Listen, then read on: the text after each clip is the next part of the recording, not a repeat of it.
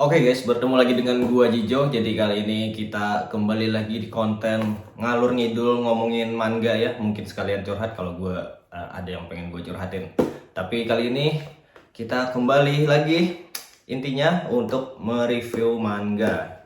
Manga yang gue review kali ini adalah Hellstar Remina dari Ito Junji, mangaka kesayangan kita semua, termasuk gue ya, karena gue sangat mengidolakan beliau.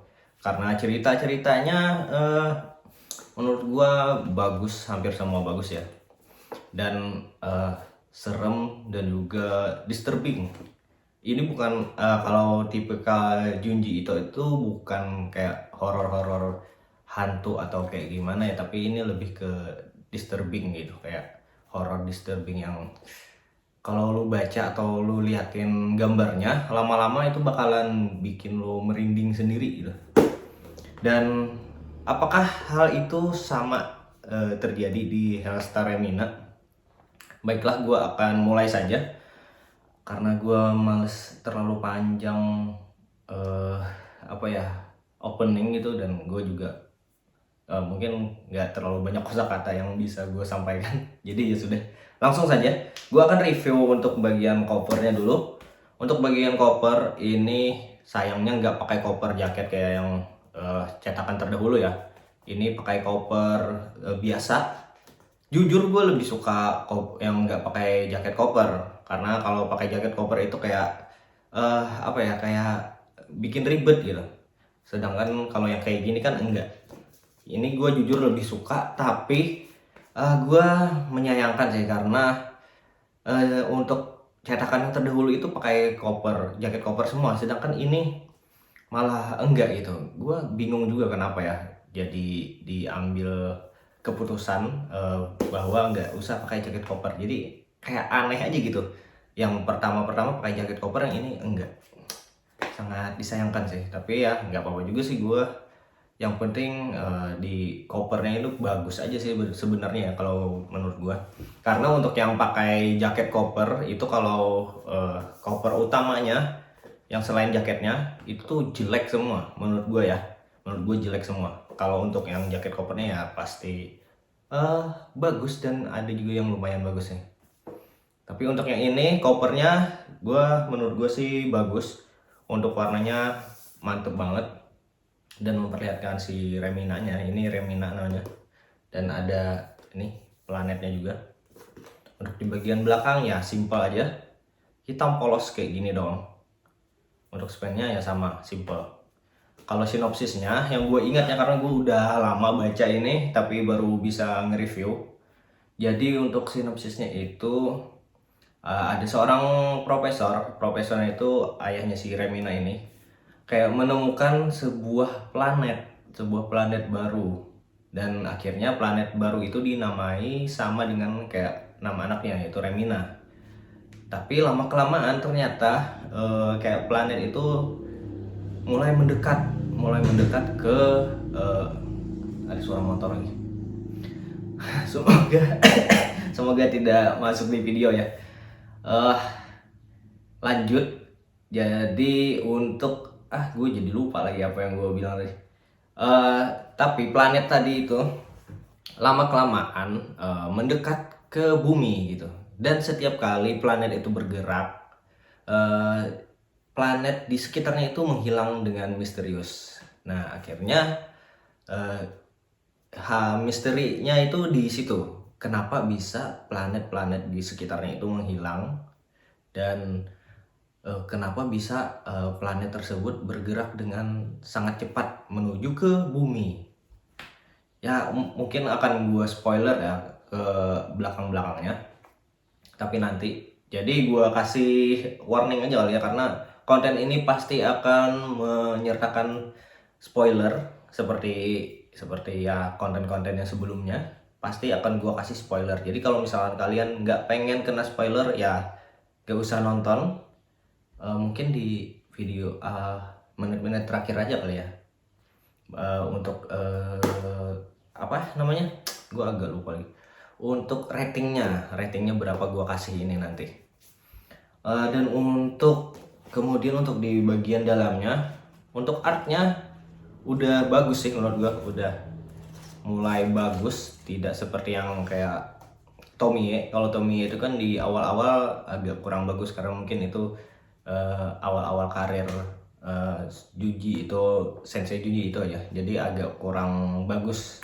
Tapi Tomie itu semakin lama jadi semakin bagus ya, seperti ini nanti. Dan ini artnya sudah bagus, sudah detail, sudah disturbing juga, banyak momen-momen disturbing di sini. Kalau dibandingkan dengan Uzumaki ya masih banyak Uzumaki lah ya, tapi kalau ini masih ada lah disturbingnya, walaupun eh, tidak terlalu banyak. Untuk genrenya sendiri ya pasti ini adalah sci-fi, eh, fiksi ilmiah lah bisa dibilang juga kan, namanya sci-fi ya, tapi bukan yang kayak alien yang film alien yang alien kecil-kecil gitu, monster-monster gitu, enggak. Ini aliennya gede. Nah ini langsung gue kasih spoiler aja ya. Jadi yang dikira planet itu adalah sebenarnya alien, kayak makhluk hidup, makhluk ya intinya makhluk hidup, tapi berbentuk seperti kayak planet. Dan itu gila banget sih, gede banget, kayaknya lebih gede dari bumi ya, karena dia semakin memakan planet semakin gede kalau gua nggak salah. Dan bumi pun jadi kayak kelihatan kecil pas deketan sama si planet Remina ini tadi. Kemudian hal yang gua suka dulu deh, hal yang gue suka dari Hellstar Remina ini, satu ya itu detailnya, pastinya detail mangganya, karena ini udah bagus, udah enak banget untuk dibaca dan dilihat ya, untuk yang dilihat lama-lama udah bagus. Kemudian kayaknya gue menyelesaikan ini nggak lama karena enak aja gitu dibaca, nggak yang terlalu bikin mikir banget. Lalu yang gue suka apa lagi ya? Kalau untuk ceritanya sendiri gue nggak terlalu suka karena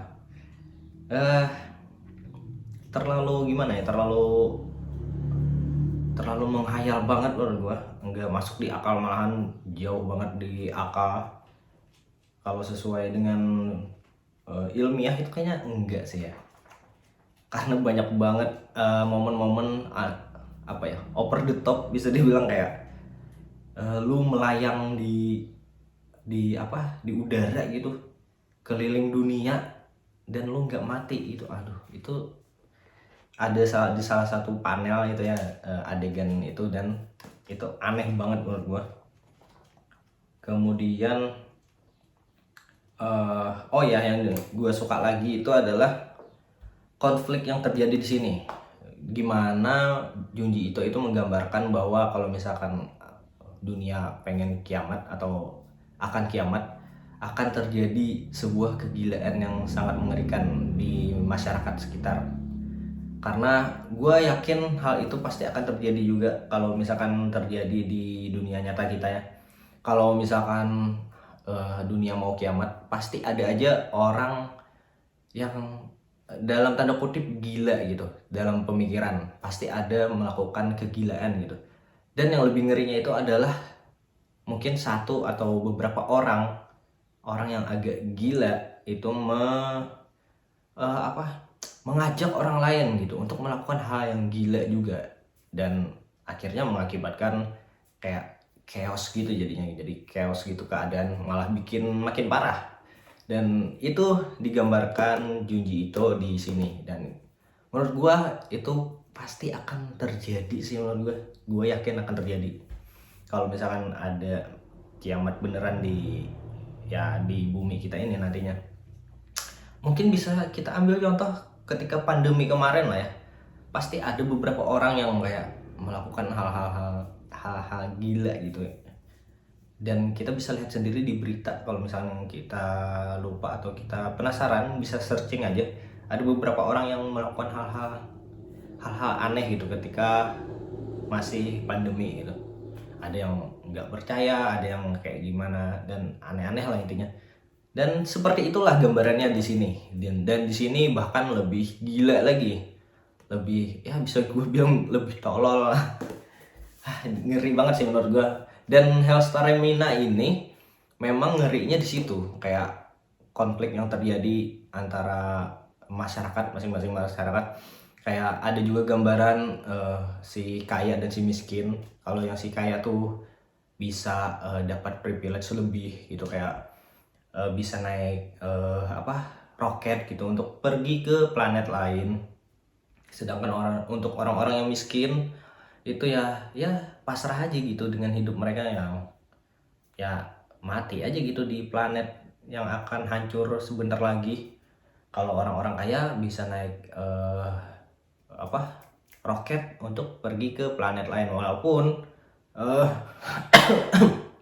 walaupun tidak menjamin bahwa mereka pun juga akan selamat gitu, karena ya nggak ada planet yang bisa dihidupi kalau untuk sekarang ya. Planet yang paling dekat yang bisa dihidupi oleh manusia selain bumi. Jadi nggak menjamin bahwa mereka yang kaya-kaya pun akan selamat. Tapi yang jelas, yang pastinya orang yang miskin jauh lebih tidak selamat, karena ya mereka kayak nggak dianggap aja gitu oleh pemerintah. Dan kebiasaan pemerintah pun kayak gitu. Jadi ada digambarkan bahwa di sini masyarakat harus tenang dan lain-lain. Padahal ya bisa dilihat di sekitaran sudah kacau banget, sudah mau kiamat karena mau dimakan oleh makhluk raksasa berbentuk kayak planet bulat gitu. Dan ini gue mengingatkan gue ke salah satu karakter di Marvel, yaitu Galactus. Galactus itu kan juga pemakan planet ya. Dan ini mirip banget menurut gua. Walaupun bentuknya beda ya, kalau misalkan yang di Junji Ito ini lebih kayak memang bentuk kayak planet tapi serem. Ada mulut dan lidahnya gitu untuk memakan. Kalau Galactus kan lebih kayak bentuk kayak manusia gitu. Bentuk manusia banget lah intinya. Yang gede kayak raksasa. Kalau di sini digambarkan lebih serem, apalagi untuk bagian dalam dari monsternya itu, karena kan monsternya berbentuk kayak planet gitu kan. Jadi bisa didatangi oleh sekelompok manusia. Dan yang tadi gue bilang orang-orang kaya kan dapat privilege lebih untuk naik roket. Dan mereka bodohnya itu ya masuk ke planet Remina ini tadi. Menurut gue bodoh banget sih. Lu nggak tahu apa yang ada di dalam itu dan lu mengira bahwa planet itu bisa dihuni. Sangat bodoh sekali, dan akhirnya emang mati konyol semuanya di sana ya. Kalian kalau baca, dan di bagian sana itu adalah menurut gua hal yang paling disturbing di bagian sana. Selain yang kekacauan di bumi ya. Kalau di kekacauan di bumi itu bisa gua urutkan itu paling disturbing nomor 2. Kalau yang di pas planet Reminanya itu yang paling disturbing udah. Kalian kalau baca kayaknya agak merinding dikit dah. Dan apa lagi ya? Untuk settingnya ini di masa depan gitu ya, yang sudah canggih gitu, ada mobil terbang juga. Intinya sudah di masa depan banget lah. Walaupun gue agak bingung sudah di masa depan banget tapi masih nggak bisa nemuin atau pergi ke planet yang bisa dihuni manusia gitu. Ya mungkin kalau dipikir-pikir mungkin kita kayak gitu juga kayaknya. Kalau misalkan bisa sampai sana, walaupun gue tidak terlalu yakin ya, karena dengan kerusakan alam yang super banyak ini dan keserakahan beberapa orang petinggi di sana, jadi kayaknya kita nggak bakalan sempet merasakan kayak dunia cyberpunk gitu deh kayaknya ya. Mungkin dunia akan hancur dengan lebih cepat kayaknya ya. Oke, kalau yang gue suka kayaknya sekitar kayak gitu aja ya. Kalau misalkan kalian ada yang lebih kalian suka juga, silahkan komen di kolom komentar. Dan yang tidak gue suka itu adalah ceritanya sendiri gue kurang gak suka. Dan logikanya sih, menurut gue logikanya gitu agak kurang masuk di gue ya. Karena yang tadi kayak gue bilang, manusia melayang kemudian berputar keliling dunia dan itu nggak mati, itu sangat gimana ya, sangat di luar pikir gitu, di luar pikiran gue, di luar pikiran. Kemudian ketika endingnya mereka kan di shelter gitu, dan mereka masih bisa hidup gitu, yang setelah planet hancur dan lain-lain, melayang-layang. Dan itu endingnya gantung sih, dan gue yakin mereka juga ujung-ujungnya juga mati juga di dalam shelter itu karena kehabisan makanan. Dan anehnya shelternya itu kuat banget, nggak rusak. Gue bingung sih. Dan ya itu tadi, di beberapa bagian itu nggak masuk di akal banget, sumpah. Jadi gue nggak terlalu suka ceritanya yang ini. Gue malahan ngebayangin dulu itu adalah kayak cerita sci-fi-nya ini kayak monster-monster alien yang kecil-kecil aja gitu, tapi yang serem banget, kayak kayak meneror manusia-manusia yang ada di bumi gitu. Gitu aja gue kira, tapi ternyata ya satu monster gede segede planet yang memakan manusia, memakan planet. Dan itu agak kurang menurut gua, dan lagi-lagi mengingatkan gua sama Galactus. Udah itu aja sih yang bikin gua agak kurang sih untuk yang cerita yang ini menurut gua, dibandingkan dengan cerita yang lain ya. Cerita yang lain tuh lebih oke menurut gua, tapi tetap ini masih bisa kalian masukin ke koleksi. Dan untuk melengkapi koleksi Junji Ito kalian lah ya, gue pun tetap beli sih walaupun ya ceritanya agak kurang ya, tapi nggak apa-apa sih. Mungkin ini akan menjadi list paling bawah gue untuk cerita Junji Ito, dan gue kasih rating ini mungkin 5 aja kali ya. Ya 5 dari 10. Jadi ya ceritanya dibandingkan dengan yang lain, dibandingkan dengan Gyo, gue masih suka Gyo sih, karena Gyo lebih disturbing dan mungkin lebih masuk di akal. Mungkin ya, menurut gue lebih masuk di akal Gyo dibandingkan ini. Ya menurut kalian gimana? Menurut gue sih kayak gitu ya. Kalau misalkan beda pendapat, silahkan komen di kolom komentar.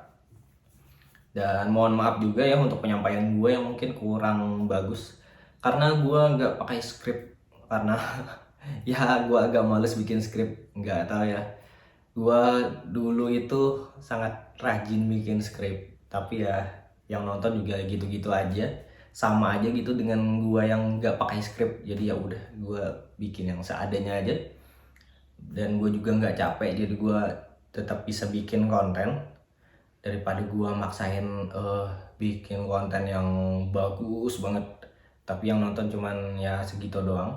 Sama aja dengan yang tidak terlalu gue edit videonya. Jadi ya sudah, gue bikin yang kayak gini aja. Yang penting gue punya konten dan gue bisa menyampaikan apa yang gue suka, walaupun ya tidak sebagus yang pakai skrip ya.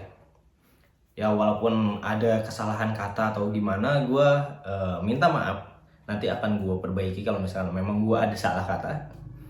Tapi ya begitulah, karena mungkin karena gue capek aja ya, karena kebanyakan ngomong karena lagi kan, karena ya itulah akibat nggak pakai skrip. Jadi gue sering mengulang kata-kata yang sama gitu.